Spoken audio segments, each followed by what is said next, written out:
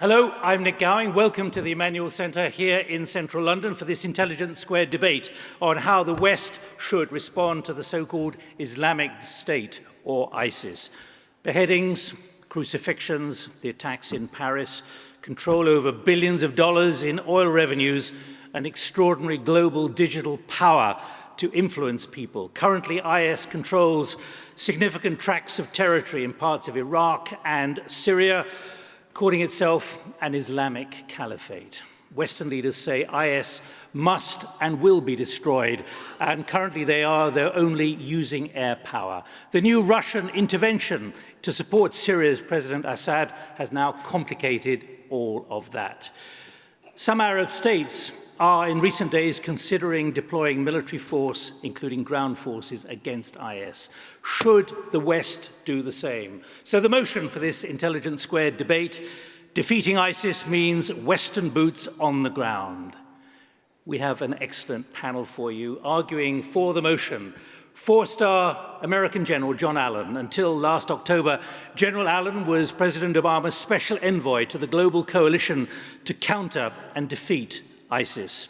And Douglas Murray, the award-winning political commentator who specializes in the Middle East, terrorism, and national security.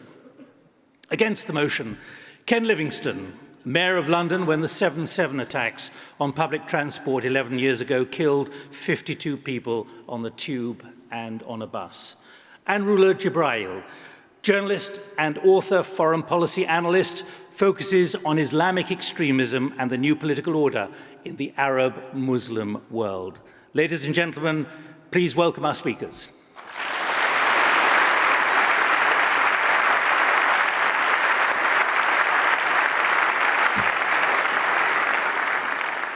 Well, shortly you'll hear from the four speakers, two for the motion and two against. I'll then throw open the debate to all of you on the floor to hear as many views as possible from both sides, including the third view that you're undecided at the moment. Let's first, though, go to the opening statement from the four panelists. Speaking first for the motion, four-star US General John Allen. As a US Marine officer, he was involved in military operations in Iraq in Anbar province in 2007. He was President Obama's special envoy for the global coalition to counter ISIS until he chose to step aside late last year. General Allen, the floor is yours.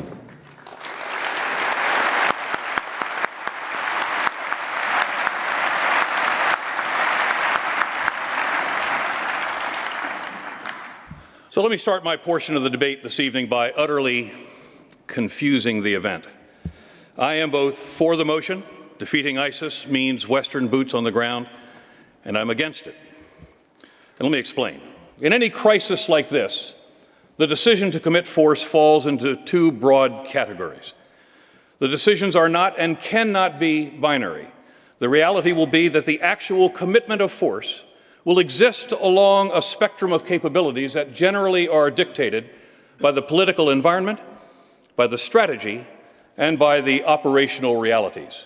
So to the suggestion that we employ large-scale conventional formations, let me say that we're actually quite good at this. And there might be substantial short-term accomplishment which would make us feel good about that deployment.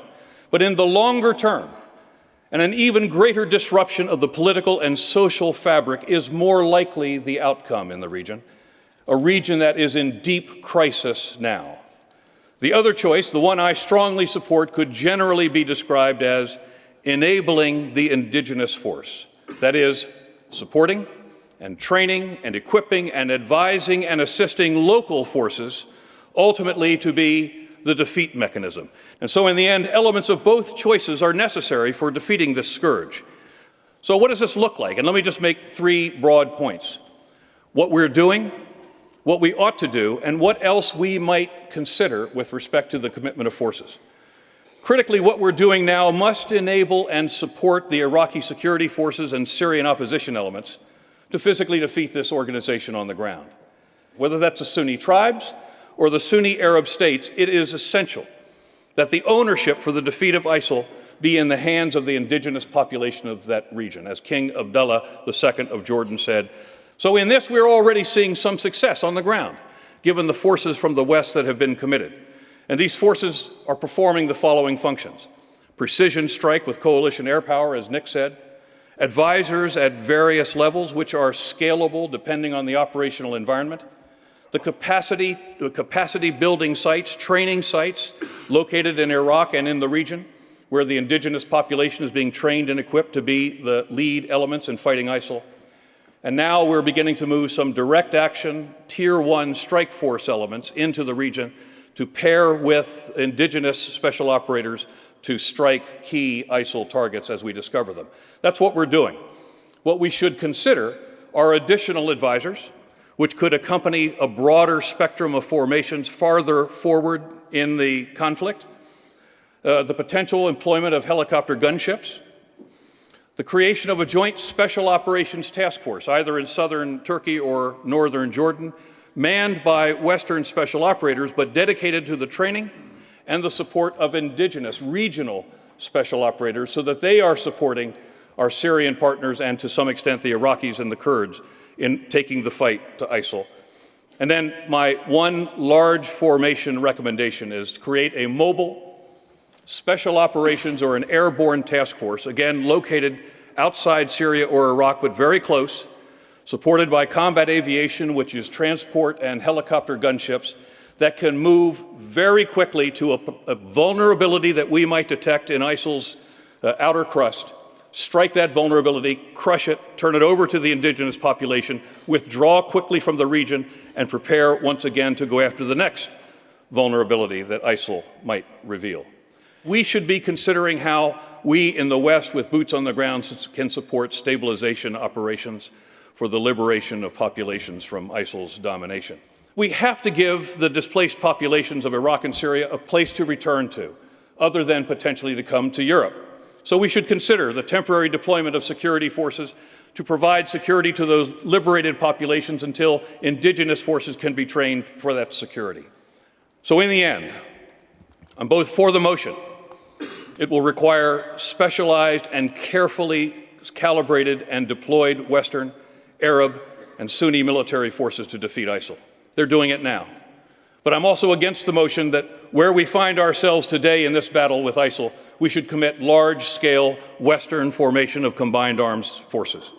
It boils down essentially to this: we do it and hand it off, or they do it with our help. History has shown over and over that the latter approach is the least disruptive to the social and the political environment and brings us the greatest likelihood of success. Thank you.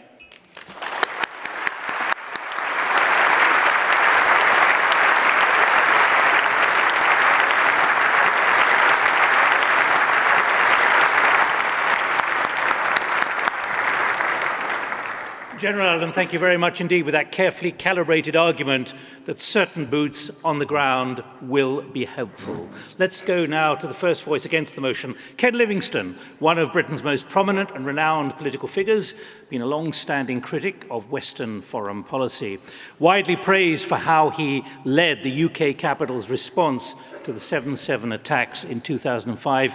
He recently caused outrage from some by saying the 4 bombers gave their lives in response to a war caused in part by British Prime Minister Tony Blair. Ken Livingstone, the floor is yours.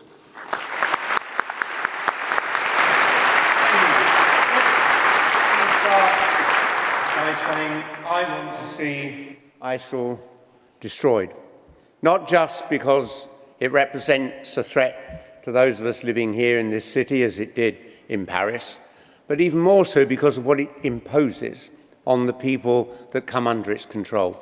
The most awful brutality and beheadings and crucifixions, but the subjugation of women back into a sort of semi-medieval state. The question is, how do you do it? My fear is that if it's simply seen as Western troops on the ground, and there have to be troops on the ground, I suspect in their millions. If it's just seen as the West, though, I think that becomes a recruiting agent for other fundamentalist terrorists in many nations. It's got to be seen as the world acting together, not America and Britain and most probably France intervening in their own interests, which is how the West is perceived all over the Middle East. We have to look at the situation of involving nations like China and Nigeria and Brazil, so it is not seen simply as us once again intervening in the Middle East because of our desire to control the supply of oil. We also need to look at how this problem's arisen. It isn't just in Syria and Iraq, in Libya, in northern Nigeria where it's Boko Haram, in Mali. Right the way across the Muslim world, these intolerant terrorist organisations exist, and even if you destroy ISIS in one of its areas, that won't necessarily tackle, and won't tackle at all, those other areas. Where did this come from? The CIA estimates that in the 1990s, Saudi Arabia was spending $3 billion a year and funding the intolerant Wahhabi strand, which has helped to fuel not just ISIL, but also, of course, many other terrorist organisations, and in particular Osama bin Laden. Western governments have not been prepared to criticise Saudi, which has been the principal funder of Islamist terrorism and intolerance. Equally, if you look at our record of interventions, they have been disastrous. There was a democratic government in Iran in 1953, a sort of leftish guy called Mossadegh, who won the election fair and square. He then nationalised the oil. Britain and America organised the overthrow of that government, imposed the Shah, a brutal dictator for 25 years. If we hadn't intervened in Iran, if we'd been prepared to pay them a fair price for their oil, we might see in Iran today a very Western-style and tolerant functioning democracy. Then, if you look at many of the other actions we've taken, whether it's been in Iraq, and you know as much about that as I do, it's been so well reported. The simple reality is Western interventions have been counterproductive, haven't resolved any of these crises, and if we wish to bring this terror threat to an end, we've got to look for a much broader coalition, bringing in, as I said, nations like China, who have many more troops available for this than most Western countries, one has to say.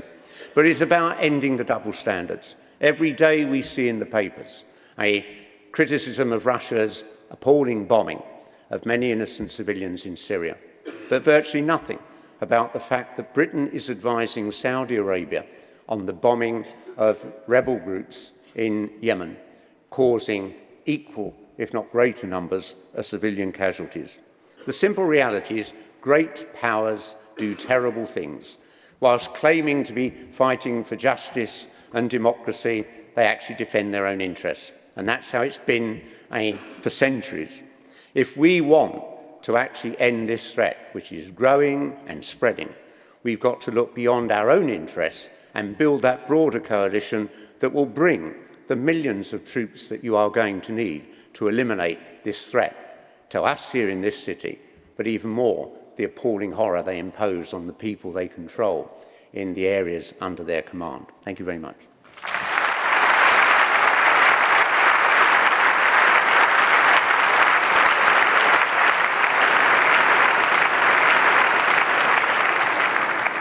Ken Livingstone, the first speaker against the motion. Let's now move on to the second speaker for the motion, to Douglas Murray, Associate Director of the Interventionist Henry Jackson Society, a prolific journalist, writer, broadcaster, a vocal critic of the West's lack of will to confront ISIS. Douglas Murray, the floor is yours.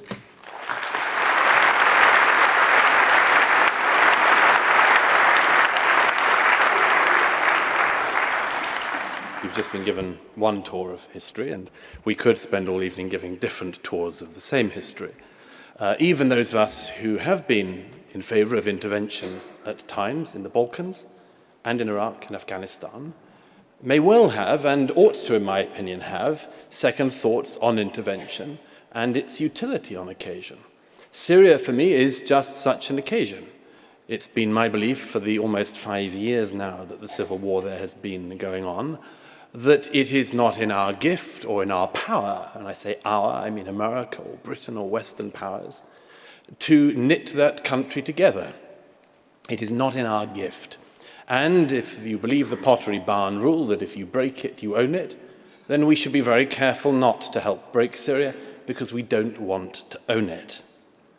Now, having said all of that, what is different about this? What is a rationale for committing any troops, even the specialist multinational troops of the kind that General Allen and I are proposing tonight?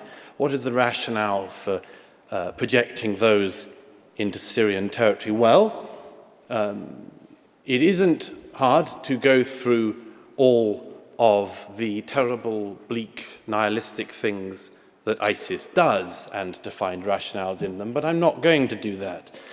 It is something that can be summed up in two individual places which should resonate in any hall like this here tonight. The first is Tunisia, the massacre of 30 British tourists on a beach enjoying their holiday, a cold-blooded and deliberate attempt on their lives for the crime of being on holiday, an act which ISIS has repeatedly attempted to carry out elsewhere.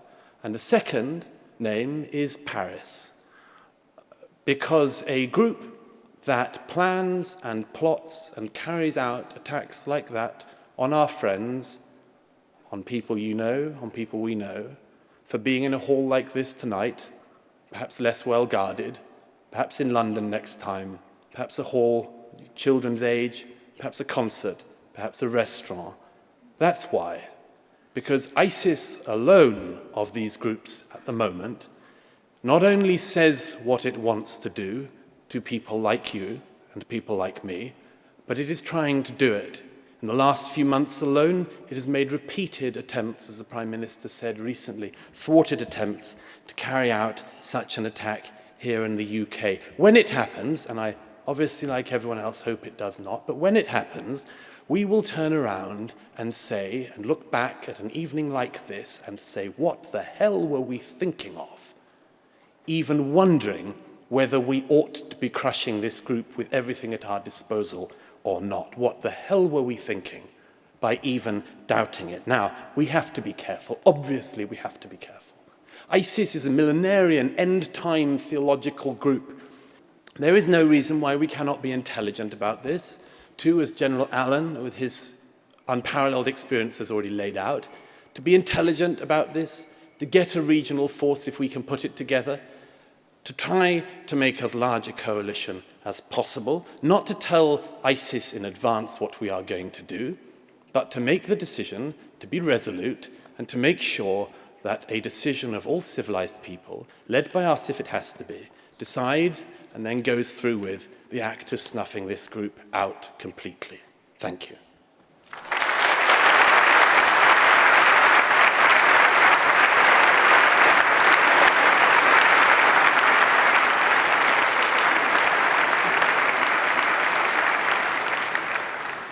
Douglas Murray, the second speaker for the motion. Thank you. Let's now move to the second speaker against the motion, Rula Jibrail, half Palestinian, half Italian, born in Israel, and now one of the best-known voices from the region as a foreign policy analyst, journalist, novelist, and broadcaster. Welcome. The floor is yours.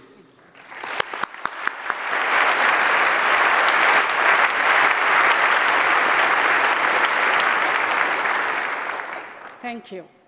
I'm here tonight, actually, with a sense of déjà vu, because we're again lectured, with all due respect, by two white men who are telling us that we need another war in the Middle East, and we need to send your children, your loved ones, to die for a war that we know that we cannot win.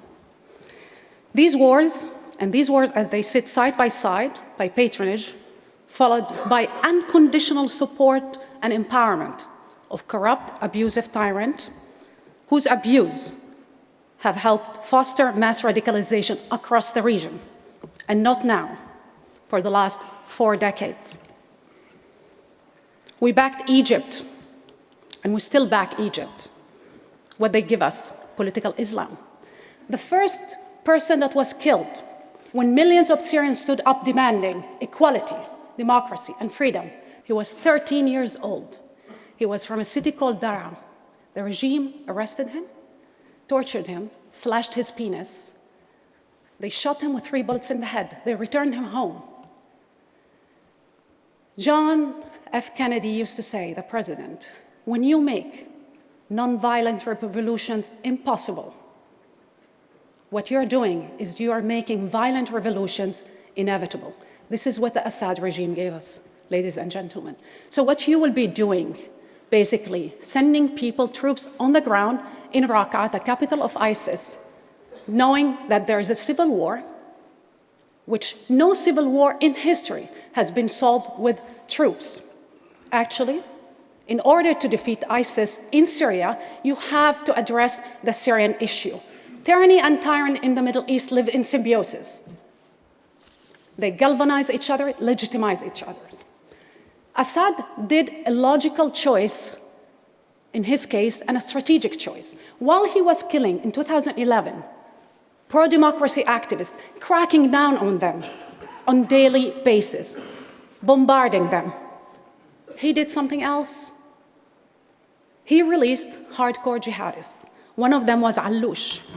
He went on to become the leader of Jaish al-Islam, the guy that is not considered part of ISIS, but another group who's fighting actually sometimes ISIS, and promised that in case of, even if you eliminate ISIS, he will become ISIS 2.0, basically, another ISIS. For now, the overwhelming majority of Syrians don't see ISIS as their primary threat because they see Assad as a major enemy. They will never fight ISIS until the 2 conditions are established on the ground: safety and justice. And I say that because I've seen over and over in the Middle East where we back these tyrants, they produce terrorism, and they force foreign interventions. It's time to interrupt this cycle. I just want you to know that General Petraeus, the guy that led the surge in Iraq, became the CIA, he opposed actually sending troops on the grounds, as President Obama, as every candidate on the Republican side, even the crazy ones like Donald Trump. There's a political process in place. There's talks in Geneva. Before we send, again, these troops, like we did in Iraq and we did in Afghanistan. And by the way, there's 3,700 special troops already in Iraq, and there's 10,000 in Afghanistan. So I would like to know from John Allen, what is the number and which Western country will send? And I would like you also to ask General Allen, who led the coalition to counter ISIS, why did he fail to convince President Obama and Congress and the CIA? Were they pacifists? No. They just know a bad strategy when they see it. What can change the game on the ground for the first time? A genuine empowerment of people who, in 2011, after bin Laden was killed, went to the streets, millions, and demanded democracy, dignity, and a better life. Yes, history can go forward and backwards and sideways, but it always bends toward justice. Thank you.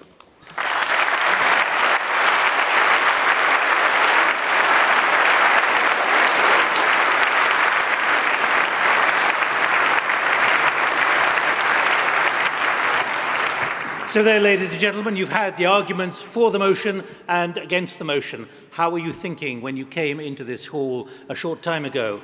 Well, most of you haven't made up your mind. You've come here to find out what the arguments are. 17% for, 16% against, 67% undecided. So both of you have a lot of work to do.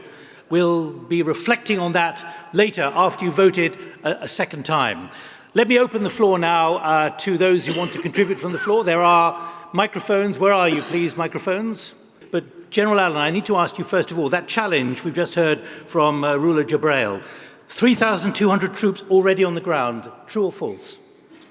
It's 3,700 Americans, and there are more other non-American European troops. So boots are already there already. That's right. The boots on the ground have been there for a long time, actually. Sorry, in Syria too, there's 250 special forces. That's right. Well.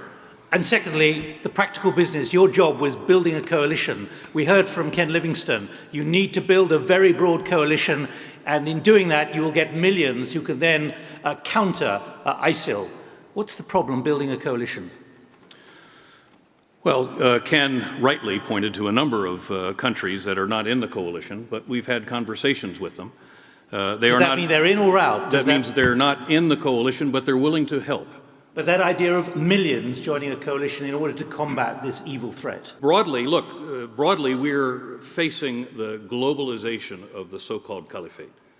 We need to get as much attention into the coalition as we possibly can, and to the cause of countering the kind of extremism that Rula has talked about. So General Allen, you're actually saying globalization. Let me finish. That means they are in Syria, they are in Iraq, and they're in Libya. So you're telling these people that you would like to send troops also to these areas. I didn't say that. So what is the suggestion? Let me finish. Why would it be different? We have to fight today because ISIS is coming for us. But we shouldn't have to fight forever. We have to fight to defend ourselves.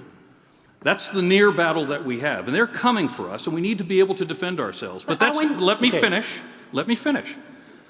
But we have to be circumspect in what are the basic causal factors that have created the environment in which people feel they have no hope and are willing to blow themselves up because of that. It's not just a military battle up close, it's got to be a long-term strategy to try to resolve those causal factors that have created such a widespread radicalization that trend ultimately to extremist organizations. It's not a single proposal. It's not a single, let's fight them everywhere forever. I don't want to fight them everywhere forever. But we're going to have to fight to defend ourselves, and we're fighting right now. Right. We can see the tension here up on the platform between both sides. Let me hear more. First there, second here.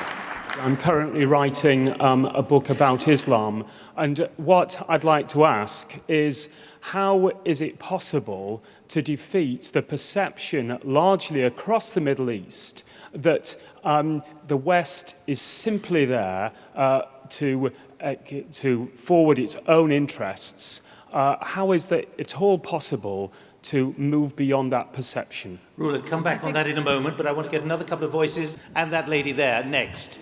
I'd just like to... Are you for or against, please? Undecided.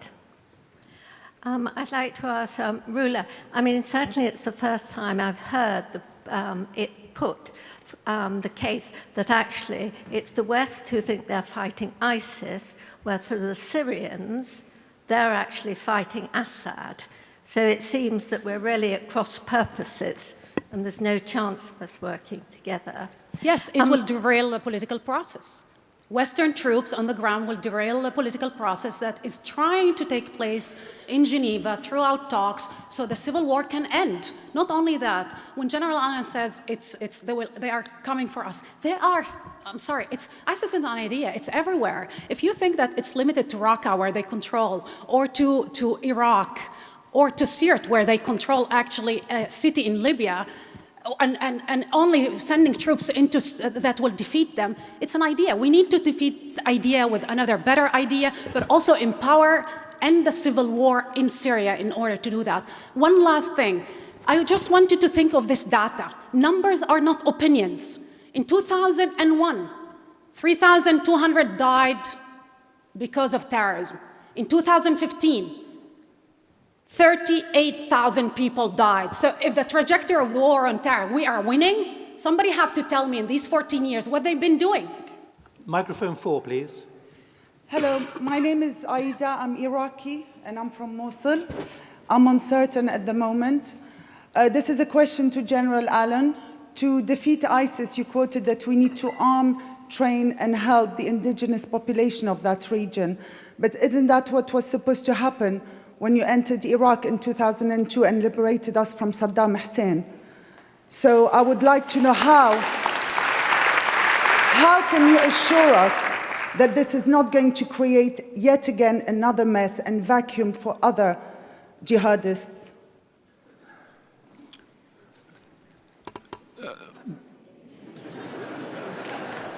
What I had proposed was not the large-scale invasion of Iraq that you're pointing to. What I had proposed is something more akin.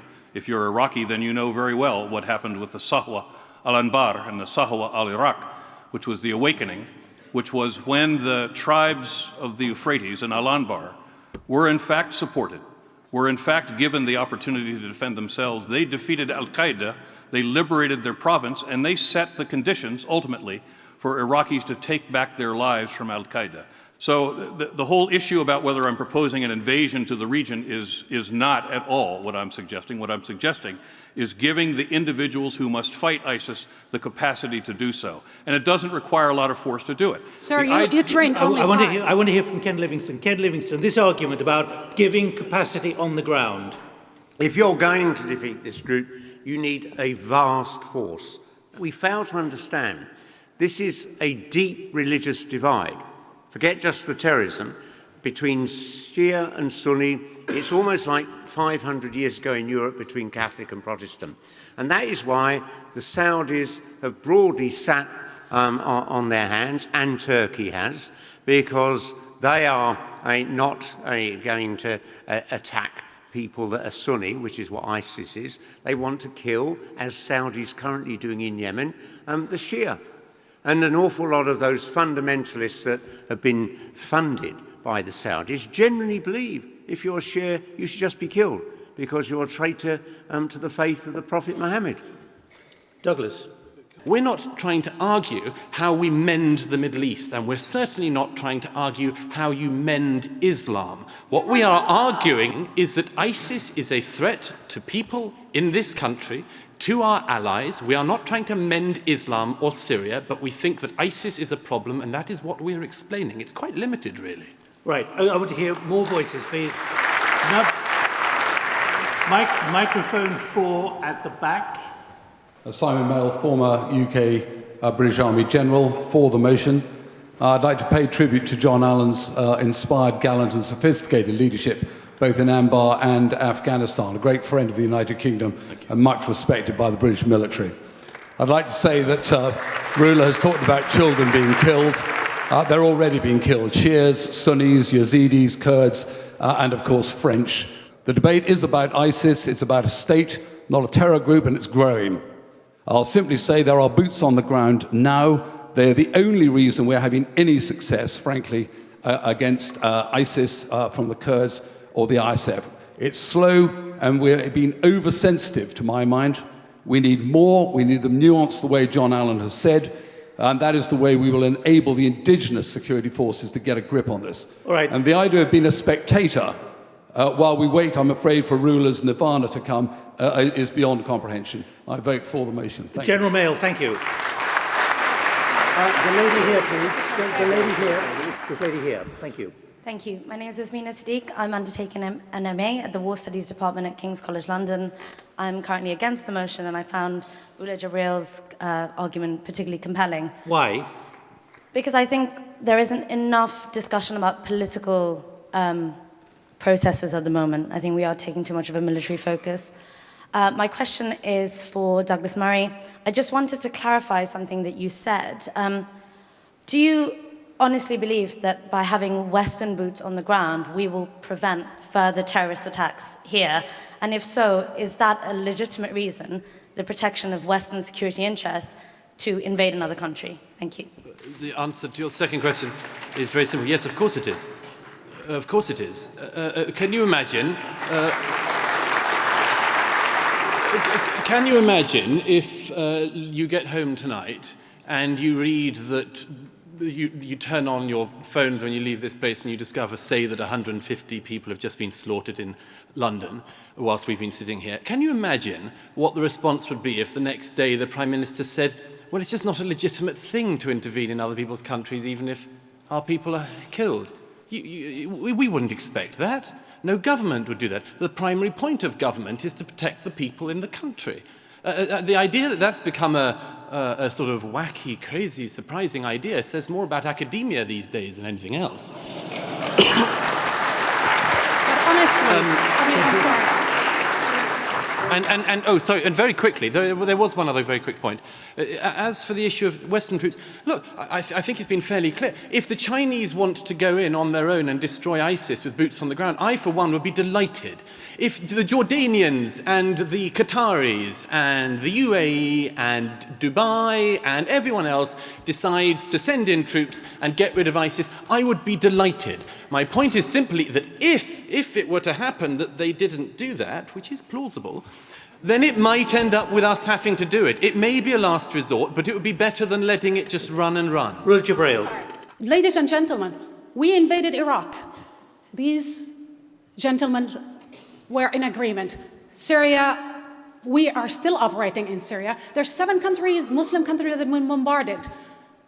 Pakistan, Afghanistan, Libya. These people told us that Libya, we will liberate Libya and it will be a heaven.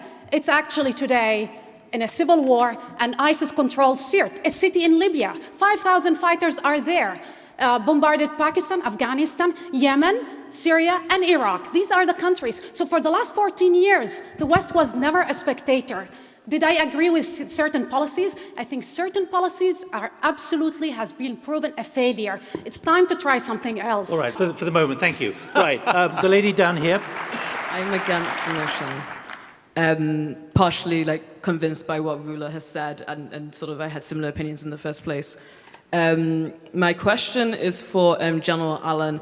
How are you going to align all of these different partners with all of their different agendas and get them to work together to actually implement this strategy? I feel that's a crucial question. General Allen, could you just stack that for the moment? I want to get more views. Over here, please.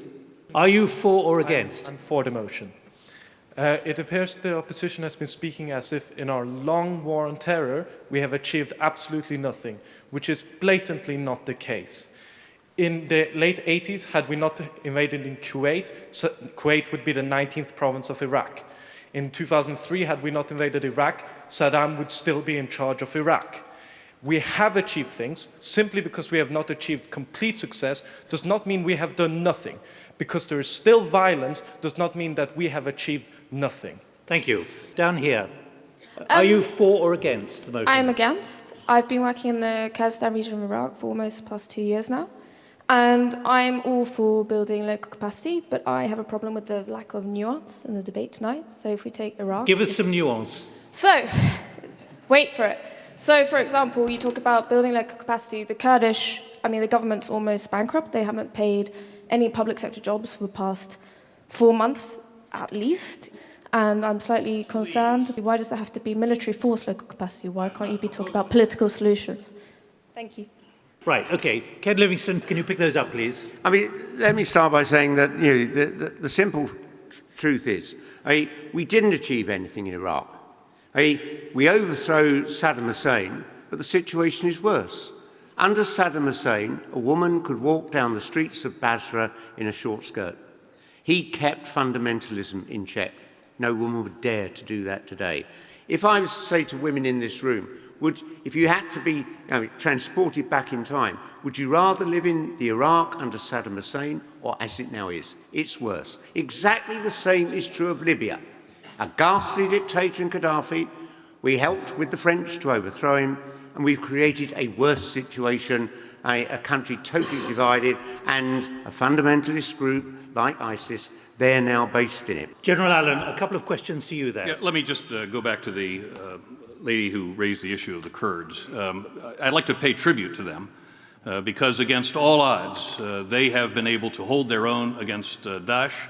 They have recovered all the ground that they've lost, but I think they'd be very quick in telling you that they would not have been able to do it had it not been for a relatively small Western presence that gave them the capacity to fight, and fight they did.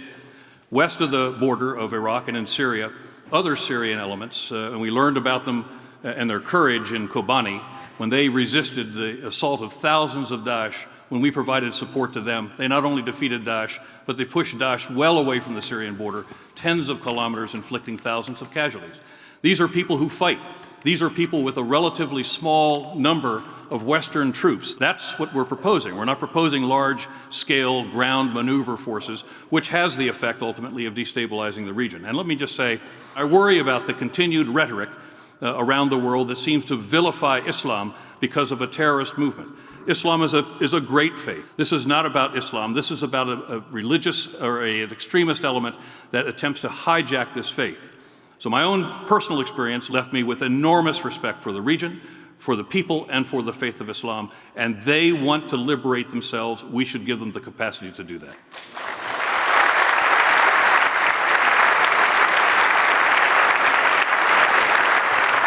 General Allen, thank you. Let me go to, there's a lady up there who's got the microphone. Hello, I'm totally against troops on the ground. I can't understand why the UK and the US government continue to supply arms to the Saudis and the Qataris who allegedly are supporting ISIS. On top of that, I wonder about certain American internet companies that allow horrendous pictures that are seen all over the world of people being beheaded, which then incites, people in the West to want to support ISIS, and then they're traveling across to these countries.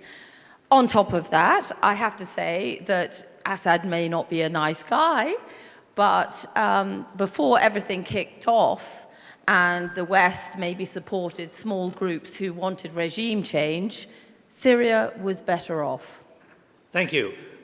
Please, who's got the microphone here? For or against, quickly. For.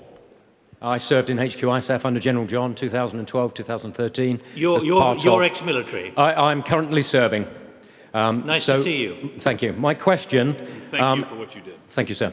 My question is, looking at the potential for the indigenous component in Syria in particular, but also potentially in Iraq, what is to be gained from a dialogue between the Assad regime and the Iraqi government, between the moderates and the Sunni population to fight ISIL on two fronts? The gentleman in the corner there.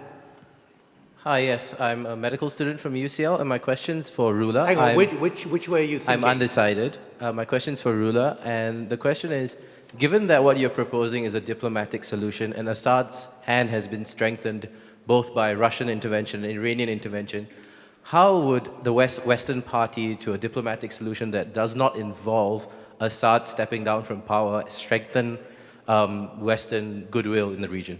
The lady there. I'm for defeating ISIS. I'm not for having a mass of boots on the ground.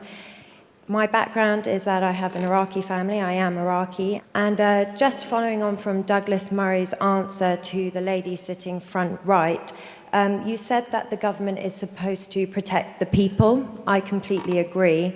But would you not say that intervening has caused more violence, terror, and just in general dismay across the world? So in answer to Rilla's question, do I feel safer? No. Douglas Murray, do you feel safer?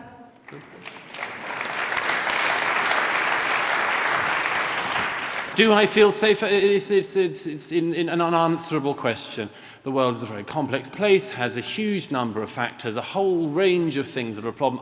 My best answer to you is this: the way you will feel safest is if you know you have a government and security services and police and army and others who have your safety at heart. And if they do, then they should be doing everything they can to make sure that the primary threat to people like you and me is destroyed.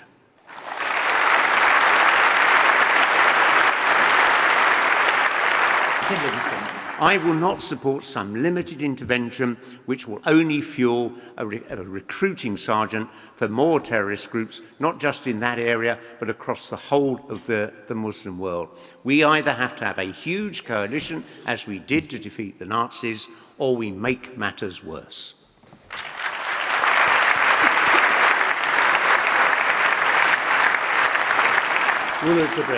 Repeating the same failed policies of the last 15 years, thinking that they will produce a different outcome, is madness. Iraq invasion gave us ISIS. I love and believe in the militaries, in the people to keep us safe and secure as global citizens. I believe the military should do the strategy, but politicians should lay out the plans, and every politician on the right, on the left in America does not believe in this. because they've seen in the last, I would say, 14 years that the number of people who died because of terrorism skyrocketed, and the number of jihadists. Al-Qaeda disappeared or in the shadows now, operating in the shadows, but you have a worst monster, and we'll keep creating a worst monster. Don't deal with the symptoms. It's time to deal with the causes. Arabs, Muslims, want to handle their own affairs.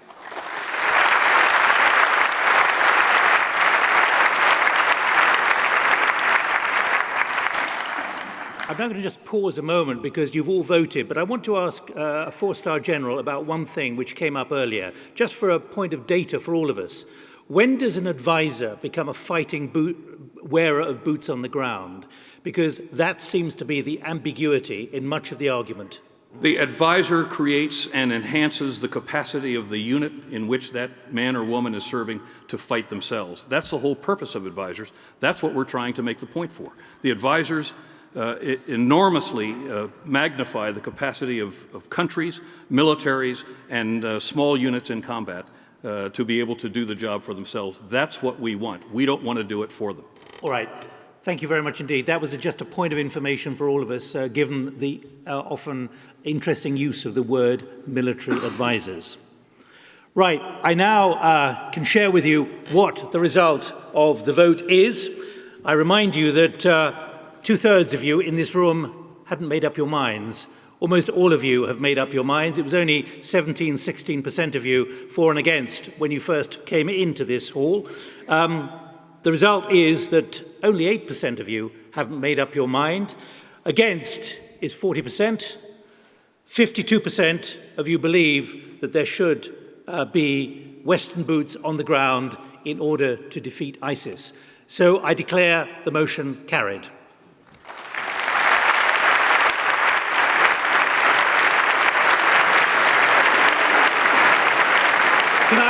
Can I just thank all the speakers, you, the audience, for what has been a fascinating debate. My thanks to Intelligence Squared as well for making it possible. Goodbye from me, Nick Gowing, and everyone here in London. Bye-bye.